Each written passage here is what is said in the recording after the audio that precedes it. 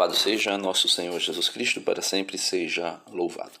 Meus amados irmãos, aqui uma reflexão, um comentário sobre um breve vídeo, que me mandaram, que me indicaram, sobre um debate que aconteceu entre um ateu, parece que é Antônio Miranda, com todo respeito à pessoa dele, e também o Paulo Cogos, que se diz católico, mas agora se intitula sede vacantista, Então, podemos ver nitidamente que nenhum dos dois aqui me representa, no sentido de que eu, sendo católico, me sinta representado por qualquer um dos dois. Um é ateu e o outro é sede vacantista, ou seja, um cismático que rompe com a igreja, rejeitando o Papa. Quem rejeita o Papa legitimamente eleito, o catecismo da Igreja Católica vai dizer que é um cismático. Ou quem rejeita, mesmo que não rejeite o sumo pontífice, mas quem rejeita pessoas, como irmãos católicos, irmãos de fé, que esteja submetido à autoridade do sumo pontífice. Então, nenhum dos dois me representa. Mas aqui, o ateu Antônio Miranda, ele pega um espantalho, ele faz um espantalho do Antigo Testamento, e nesse espantalho que ele faz uma interpretação, ele se intitula aí teologia reversa, ou seja, ele faz uma interpretação às avessas, reversa da Bíblia, e com essa interpretação translocada dele, ele vai dizer barbaridades a respeito de Deus com relação a eventos, que aconteceram no Antigo Testamento, que foram narrados pelos hagiógrafos do Antigo Testamento. Primeiro, ele quer apresentar, ou pelo menos ele quer ler e interpretar a Bíblia como sendo um livro de ciência ou um livro de história, somente. Quando, na verdade, a Bíblia não é um livro de ciência e muito menos um livro de história. Claro que existem fatos históricos que foram narrados, escritos, melhor dizendo, pelos hagiógrafos, mas necessariamente a Bíblia não é um livro de história para narrar momentos históricos com detalhes, com detalhes de perfeição nesse sentido. A Bíblia é um livro de fé, é um livro que é uma revelação divina, e essa revelação divina, ou seja, o Espírito Santo, revela para os hagiógrafos, ou seja, para aqueles autores, aqueles homens que foram inspirados pelo Espírito Santo para escreverem as Escrituras. Ali é revelado a lei natural. O que é a lei natural? A lei natural é apresentada para nós dentro daqueles 10 artigos, ou seja, dentro dos 10 mandamentos. Ali está a lei natural, a lei moral, aquilo que Deus diz que o homem, fazendo-a, se tornaria feliz, seria feliz. Então, os 10 mandamentos é a lei moral. Só que o povo que recebeu a revelação da antiga aliança era um povo que tinha um conhecimento limitado. Quando eu falo um conhecimento, eu falo conhecimento humano limitado de como as coisas do cosmos funcionavam. Isso aí eu falo de maneira geral, de toda a natureza e também do homem e principalmente do mundo espiritual, dos anjos e de Deus. Então, logo, Deus, quando inspira o homem para escrever as Escrituras, seja do Antigo Testamento como também do Novo Testamento, vai existir coisas que o autor vai escrever, que terá uma mensagem espiritual verdadeira, que está lá, que moralmente nos ensina e nos eleva, mas não deixará de ter a limitação do homem. Por exemplo, Josué, o autor que escreve o livro de Josué, ele vai dizer que Deus fez o sol parar e a lua retroceder no seu brilho. Então nós já sabemos hoje em dia que não é o sol que gira. Porém, na ciência, ou seja, no conhecimento que o hagiógrafo, na época que ele escreve o livro de Josué, vai escrever, na cabeça dele, na ideia dele, quem girava era o sol. Quem dava voltas ao redor do globo terrestre era o sol, e não a Terra que girava em torno do Sol e em torno dela mesma.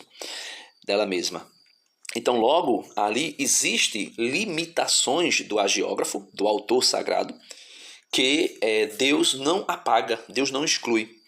Como também toda a antiga aliança, ela é como o próprio apóstolo São Paulo vai dizer nas suas cartas, que tudo que foi escrito a respeito da lei, a lei moral, os 10 mandamentos, e também as 613 leis judaicas que Moisés escreveu.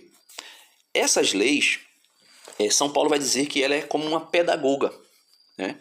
Ela é como uma pedagoga, ela é como um professor, uma professora, um mestre que vem ensinar alguma coisa. Então, logo, quando acontecia alguns eventos na antiga aliança e o autor sagrado queria colocar um peso, né, um peso de autoridade sobre aquilo que ele estava fazendo, logo ele dizia que era Deus que estava fazendo.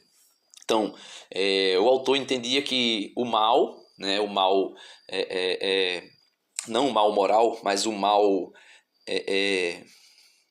natural, né, o mal que acontecia por consequência do mal moral, logo o autor entendia que aquilo ali era vontade de Deus, ou era Deus que estava realizando, por exemplo, uma tempestade, um maremoto, um vulcão que entrasse em erupção, sei lá, uma chuva de meteoro, o que acontecesse, o autor sagrado, na sua limitação, iria dizer que era Deus que estava fazendo, que era Deus que estava realizando. Então, nós sabemos que por ocasião do pecado original, todo o cosmo entra em uma desordem, né? Ele entra em uma desordem, a natureza se desordena. E o apóstolo São Paulo vai dizer isso, se eu não estou enganado, aos Romanos. Ele vai dizer que toda a natureza geme, né? Geme e espera ansiosamente, como uma mulher em dores de parto, a revelação dos filhos de Deus. Porque aquele que a submeteu à escravidão vai resgatá-la, né?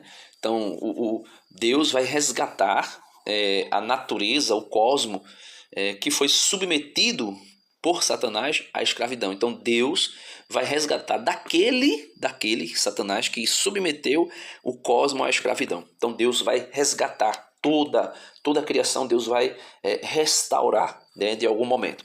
Então, por exemplo, o autor sagrado vai dizer que Deus, lá no capítulo 6 de Gênesis, Deus se arrependeu de criar o homem, né?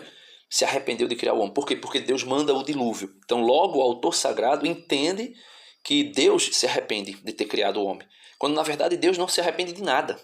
Deus não tem como Deus se arrepender de alguma coisa se ele sabe o início, né, o antes, o início, o meio e o fim de todas as coisas. Então, se ele mesmo é o alfa e o ômega, ou seja, o princípio e o fim de todas as coisas, ele não tem como ele se arrepender de nada. Mas o autor sagrado vai dizer que Deus se arrepende.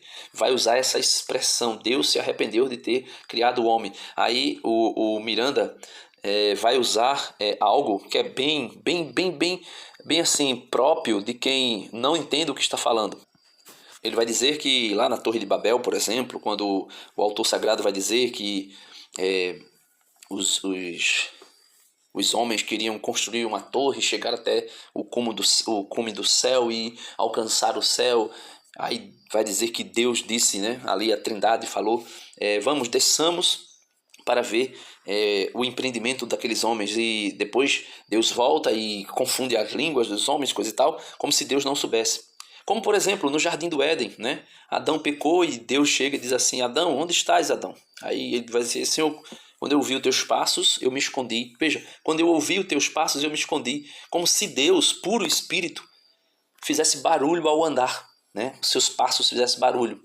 Mas o autor sagrado, que alguns vão dizer que é Moisés, para nos comunicar, porque Deus, que é transcendente, para se revelar a nós, usa o conhecimento limitado do ser humano e vai dizer, né, eu ouvi os teus passos e me escondi, como se Deus tivesse passos ou fizesse barulho. Deus é espírito perfeitíssimo, né? E tantos outros. Aí ele vai dizer, mas porque Josué, quando conquistou Jericó, aí Deus mandou massacrar mulheres e crianças. Ou seja, tudo aquilo ali era homens que, inspirados por Deus, sim, e queriam governar a terra com um temor a Deus, um respeito, uma piedade para com Deus, faziam algumas coisas e atribuíam esses eventos a Deus, ou como sendo ordem direta de Deus. Quando, na verdade, aquilo ali era uma forma que eles compreendiam, né, de como fazer para fazer com que o povo não se contaminasse com costumes pagãos de outros povos que adoravam outros deuses, e assim sucessivamente. É como hoje, né? Hoje o ser humano ainda faz coisas e coloca esses eventos, né, que ele realiza, coloca como sendo uma ação divina. Foi Deus que mandou, foi Deus que pediu que o fizesse. E quando, na verdade, nós sabemos que Deus não age assim, né? Aí alguém pode dizer assim, não, Denis, mas aí você está contradizendo toda a Bíblia, porque a Bíblia diz em vários lugares que Deus mandou matar. Sim, se Deus tivesse mandado matar, Deus é Deus. Ele pode fazer o que ele quiser.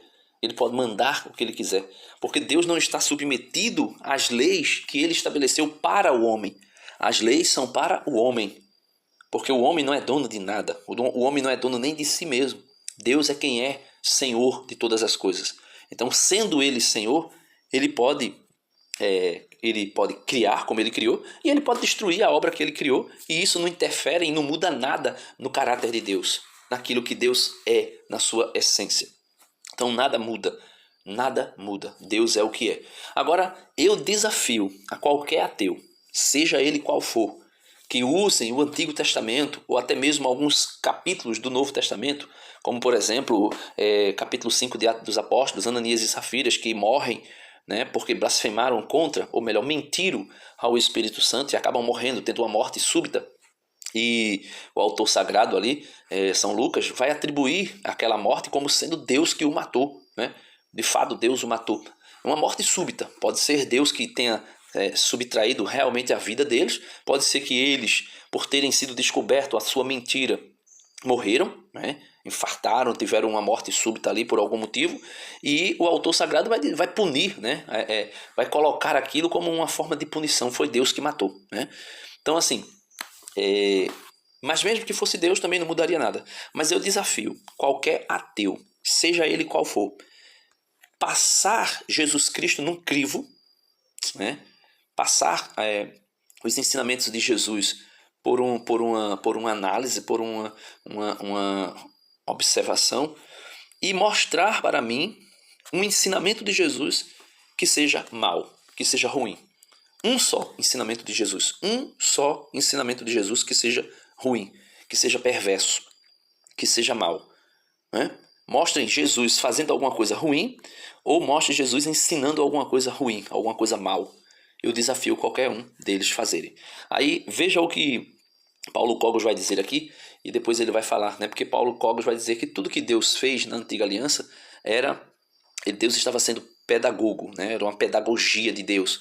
E de fato é isso mesmo, é uma pedagogia, é uma maneira de Deus ensinar o homem a crescer espiritualmente e moralmente.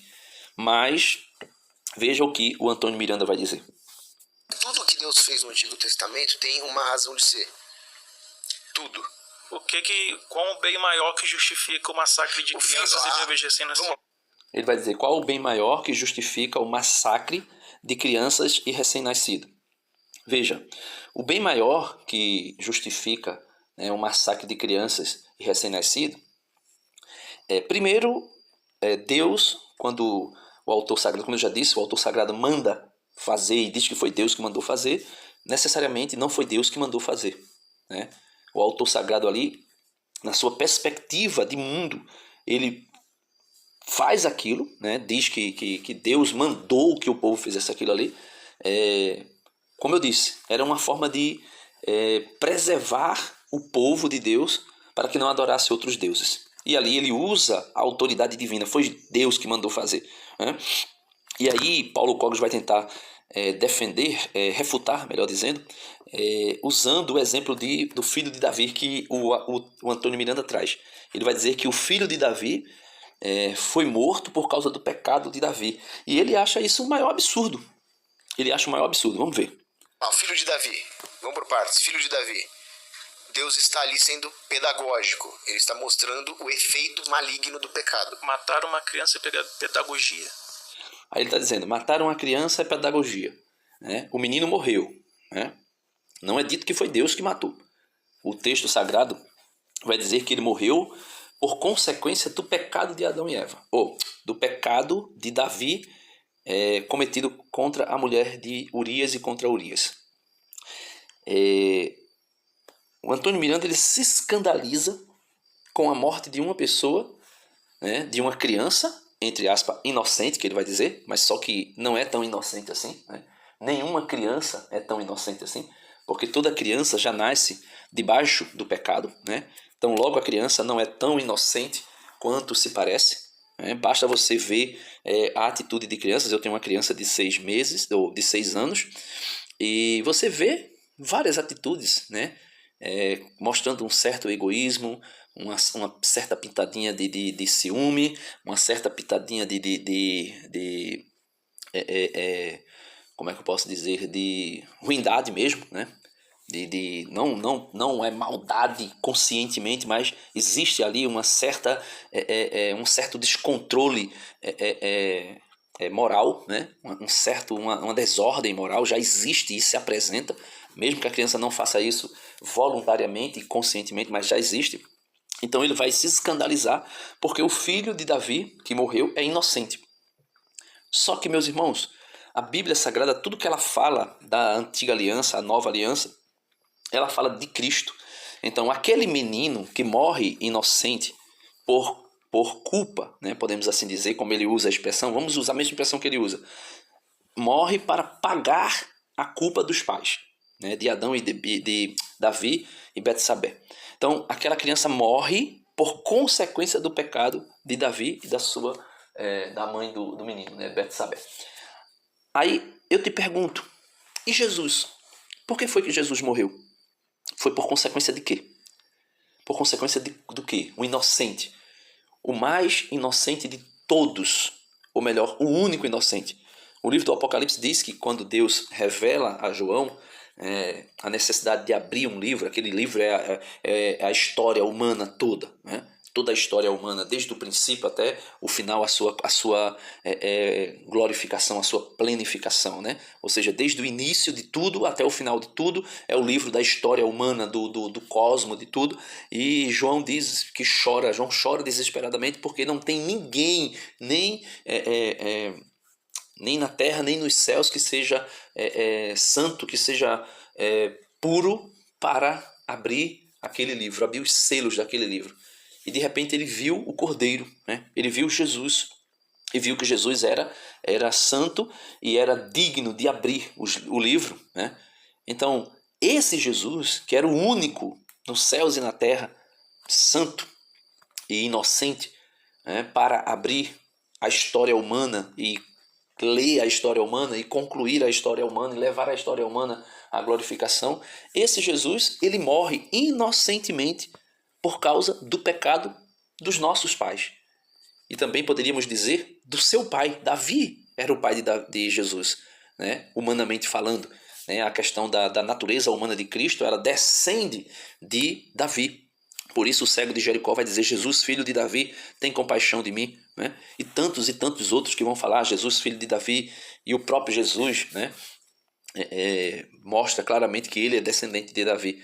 Então Jesus, o inocente por excelência, morre por causa do pecado dos nossos primeiros pais. Pecado de Adão e Eva e dos antepassados do próprio Cristo, segundo o homem, né, na união hipostática, que ele também é homem 100% Deus e 100% homem. E ele, o santíssimo, o justíssimo, o puríssimo, o digníssimo, né, ou melhor, o diviníssimo, ele morre por causa do pecado dos nossos primeiros pais. Ele não merecia a morte. Ele não merecia punição nenhuma, pena nenhuma. Então, aquela morte do filho de Davi, por consequência do pecado dos seus pais, é nada mais nada menos que uma imagem, uma figura, uma tipologia da morte de Cristo, inocentíssimo, muito mais inocente do que o filho de Davi, que vai morrer por causa dos nossos pecados, dos pecados dos nossos antepassados, do pecado dos nossos primeiros pais.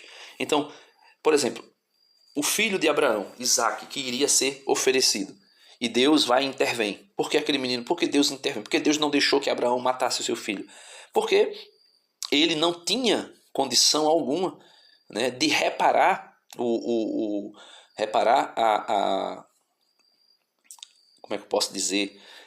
Reparar a pena, né, que merecia cair sobre a humanidade. Ele não tinha condição de reparar. E ali se torna mais uma imagem de Jesus. Veja que Abraão coloca a lenha sobre os ombros de Isaac e sobe o monte para sacrificar o seu filho.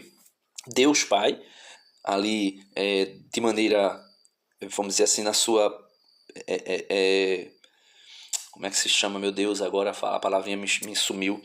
Na sua providência divina, Deus na sua providência divina, através daqueles soldados romanos, na liberdade deles, claro, Deus impõe, né, coloca sobre os ombros de Cristo a cruz, o madeiro, assim como Abraão, o pai de Isaac, colocou sobre os ombros de Isaac para que Isaac subisse o monte.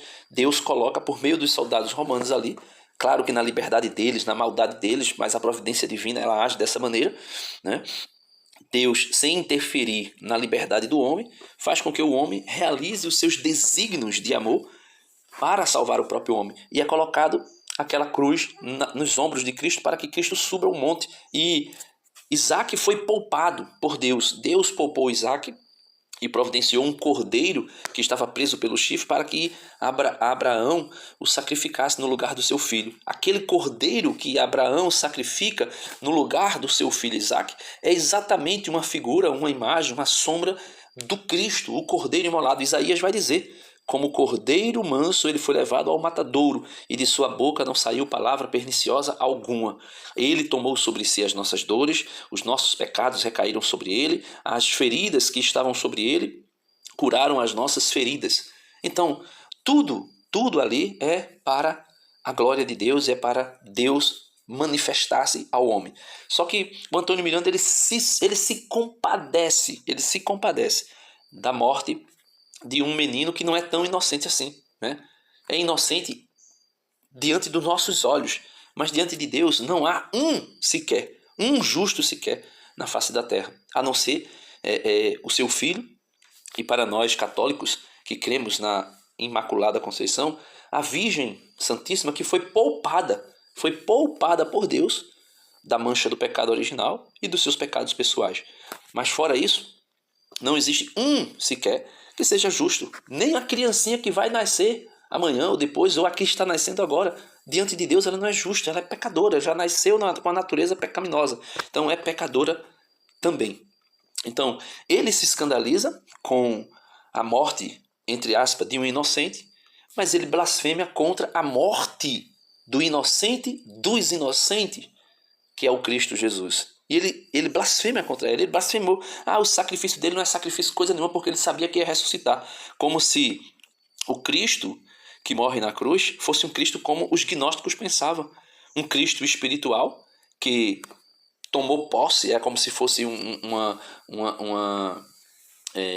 possessão, tomou posse do filho de Maria, e quando o filho de Maria estava morrendo na cruz, ele saiu de lá, né? Como um mestre gnóstico vai dizer, que quando Jesus estava morrendo na cruz, e Pedro de longe lamentava a morte do Cristo na cruz, contemplava de longe, chorava amargamente, né? Porque tinha negado Jesus, e Jesus morreu na cruz, estava morrendo na cruz, e é dito por um mestre gnóstico, eu não lembro o nome agora, acho que é Valentim, né? Que Santo Irineu vai citar no seu livro Contra as Heresias. É dito que esse mestre gnóstico, ele narra por escrito, né, deixa por escrito, que Jesus, o Filho de Deus, que na verdade seria o Espírito Santo que desceu em Jesus de Nazaré, filho de Maria, por ocasião do batismo dele, ele já tinha saído do corpo de Jesus de Nazaré, o filho de Maria, e chegou perto de Pedro e disse: olha, não te preocupas, eu não estou mais ali, né? Eu não estou mais ali só quem está ali agora é Jesus de Nazaré, né? Yeshua de Nazaré, né? Não sou mais eu. Então, Miranda vai dizer, não, ele disse não é sacrifício, porque ele morreu, mas ele sabia que ia ressuscitar. Não, a união hipostática, né? A união hipostática, que é essa união das duas naturezas, a natureza humana e a natureza divina, né? Na pessoa do Verbo, segunda pessoa da Santíssima Trindade, ninguém separa. E Jesus foi verdadeiramente homem, como nós somos, com exceção do pecado. A carta aos Hebreus vai dizer que ele é igual ao homem em tudo, menos no pecado. Então logo, quando Jesus morre, ele morre de fato, ele sofre de fato, não é um faz de conta, não é um teatro, como Miranda vai dizer. Ah, mas ele depois ia ressuscitar. Sim, ele ia ressuscitar, mas a ressurreição não anula o sacrifício expiatório. A ressurreição não anula o sofrimento de Cristo, a angústia de Cristo que suou sangue, né? Angustiado até a morte, né? A minha alma está triste até a morte. Então, a ressurreição não anula tudo que Cristo viveu como homem, como também a nossa ressurreição futura, quando Cristo, por sua vinda, nos ressuscitar, a nossa ressurreição não vai anular tudo que nós vivemos como homem e nem vai anular a nossa morte. Claro que vai pagar o preço por nossos pecados e nos salvará, né? Paga o preço por nossos pecados e nos salva, o seu sacrifício e a sua ressurreição. Mas não apaga, nós vivemos aquilo e ficará gravado na nossa história. Então não tem como. Então você percebe que, na verdade, não é argumento, é enrolação, embromação, né? São embromações que vão sendo feitas, né, com espantalhos. Você vê, eu vi esse debate quase todo e você vê que ele vai falando de coisas, uma atrás da outra, e o pior, ele vai dizer, não, quero fazer uma pergunta sincera. E quando você vai ver, não há pergunta sincera. O que está se fazendo é um tiroteio de jogando, né, uma atrás da outra, situações uma atrás da outra, desconexas, fora de contexto, fora daquilo que de fato é as escrituras, para tentar fazer com que a pessoa se confunda e ao se confundir ele diga, ganhei o debate, quando na verdade não ganhou nada. Quando na verdade ele só estava fazendo uso de espantalhos para confundir a cabeça do Cogos ou de qualquer outra pessoa que ele for debater. Mas você vê que é apenas espantalho, não é nada mais do que isso. Vamos ver aqui ele concluir, né, falando alguma coisa. Deus está mostrando doença. Davi pecou, certo? E por que ele e a Betseba que pecaram não foram punidos? Por Deus exemplo, mostrou quão... Aí ele está dizendo, por que é que Davi e Betsabé não foram punidos porque pecaram? Foram punidos. Eu quero saber, Antônio Miranda, qual é o pai e a mãe que não vai sofrer com a morte do filho? Veja, Davi chorou amargamente a morte do filho. E depois que ele viu que o filho morreu, de fato, ele vai comer e beber, porque ele diz, não tem mais jeito. E quando o profeta Natan revela para Davi a gravidade do pecado dele, ele escreve o Salmo 50, né? Senhor, piedade de mim, porque eu pequei contra vós, somente contra vós eu pequei, pratiquei o que é mal aos teus olhos. Aí ele vai dizer, né, criar em mim um coração que seja puro, dar-me de novo um espírito decidido, para que, porque eu já nasci na iniquidade, minha mãe me concebeu no pecado, e a partir de agora ele vai dizer, né, eu anunciarei a tua justiça, o teu nome. Ou seja, Davi reconhece o pecado dele. E a punição para Davi e Betsabé não poderia ser outra, maior, do que perder um filho. O filho, segundo a nossa mentalidade humana, inocente, e de fato, pela idade dele, né, era inocente, e ele morreu por causa do pecado de Adão e Eva, de Davi e Betsabé. E a pena, a punição de Davi seria exatamente, não teria outra maior e mais forte, né, se Deus fosse punir Davi, que não tirando o filho dele, né? Então, se isso escandaliza você, por que você não se escandaliza com a morte do Cristo inocente? Quando eu digo se escandalizar, ou seja, se chocar e compreender a magnitude que foi a morte de Cristo. Então, nós percebemos nitidamente que a intenção não é conversar, não é debater, não é dialogar sobre um tema A, B ou C. A intenção a intenção a mesma dos fariseus. Armar a cilada, né? Armar a cilada e nessa cilada que armar, tentar dizer, venci o debate. Então não tem como, você não consegue perceber, se não for, só não consegue perceber quem for tonto, né? Mas é isso aí. A única intenção é armar cilada e tentar dizer, olha, não é nem tentar dizer, é blasfemar contra a igreja, blasfemar contra as escrituras, blasfemar contra Deus, né? Quão hediondas são as aproveita que você fez uma consequências do analogia, agora eu vou pecado. fazer uma analogia com você. Calma, deixa eu terminar essa frase. Por exemplo, se o avô roubou, é justo você ser preso? Não.